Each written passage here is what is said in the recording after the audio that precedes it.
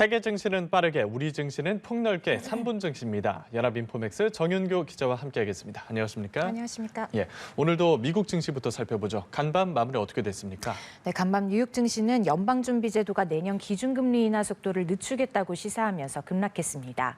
연준은 시장 예상대로 기준금리를 25bp 내렸습니다. 3대 지수 보겠습니다. 다우지수는 전장 대비 2.58% 하락하면서 장을 마감했습니다. 다우지수는 10거래일 연속 내림세를 이어갔고요. 1974년 이후 50년 만에 가장 긴 약세 행진을 기록했습니다. S&P 500 지수는 전장보다 2.95%, 나스닥 지수는 전거래일 대비 3.56% 급락하면서 거래를 마쳤습니다. 간밤 시장의 초점은 연준의 12월 FOMC 회의 결과에 집중됐는데요. 연준은 예상대로 기준금리를 25bp 낮췄습니다. 지난 9월과 11월에 이어 3회 연속 인하고요. 이제 미국의 기준금리는 2022년 12월 수준으로 돌아갔습니다. 다만 향후 통화정책과 관련해서 제롬 파월 연준 의장이 매파적인 발언을 내놓으면서 시장에는 실망 매물이 쏟아졌습니다. 예, 연준의 매파적 인하로 시장이 급락했는데 12월 FOMC 회의 내용이 구체적으로 어떻게 나왔나요? 네, 간밤 시장의 폭락을 부른 건 FOMC 참가자들의 금리 전망을 담은 점도표 그리고 파월 의장의 발언으로 요약됩니다. 먼저 점도표부터 살펴보면 연준은 내년 연말까지 2번의 추가 금리 인하를 예고했는데요. 금리 인하 횟수를 기존의 4번에서 2번으로 줄였습니다. 내년 연말 기준금리 전망치는 3.9%로 지난 9월에 제시했던 3.4%보다 50bp 높였습니다. 연준은 내후년 금리 전망치도 상향 조정했는데요. 2026년 금리 전망치는 종전의 2.9%에서 3.4%로 높아졌습니다.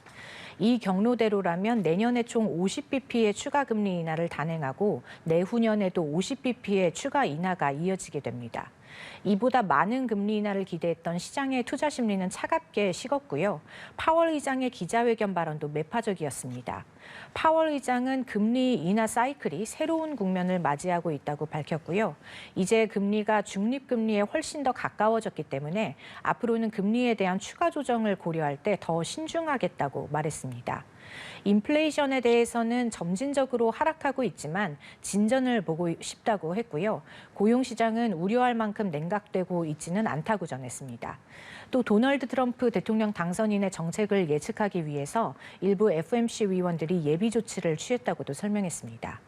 주요 대형주 주가는 파월 의장의 발언 이후 낙폭을 빠르게 키웠습니다. 예, 종목별 흐름도 살펴보죠. 기술주가 일제히 떨어졌네요. 네, 주요 기술주 주가는 간밤 일제히 내렸습니다. 매그니피센트 세븐의 거의 모든 종목이 하락했는데요. 예. 특히 최근 최고가 경신을 거듭했던 테슬라 주가는 이날도 장중에 역대 최고가를 경신했지만 FOMC 회의 결과 발표 이후 하락 전환했고요. 하루 만에 8.24% 급락하면서 장을 마쳤습니다.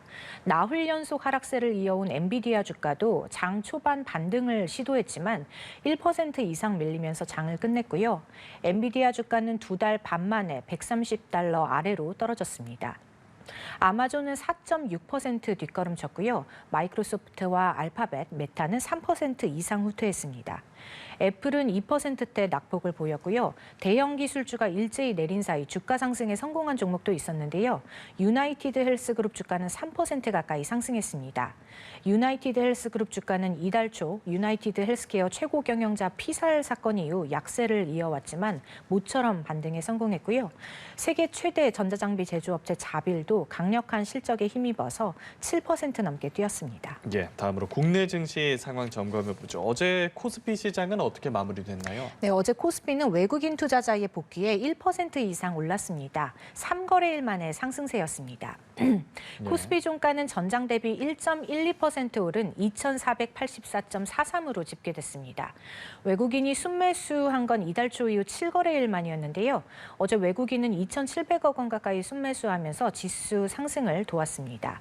미국 연방준비제도의 FOMC 회의 결정을 앞두고 관망세가 유입될 뻔했지만 지난 2거래일 동안 이어진 약세장으로 낙폭 과대 인식이 부각됐습니다. 또 간밤 미국 증시에서 차익 실현 매물이 쏟아진 만큼 외국인 투자자들이 밸류에이션 부담이 낮은 국내 증시로 자금을 옮긴 것으로 분석됐습니다. 시가총액 상위 종목 중에서 삼성전자는 1.3% 오르면서 3거래일 만에 반등했고요. 2차 전지주와 금융주 등 최근 낙폭이 컸던 종목에 매수세가 집중됐습니다. 예, 자동차주가 크게 올랐는데 호재가 있었나요?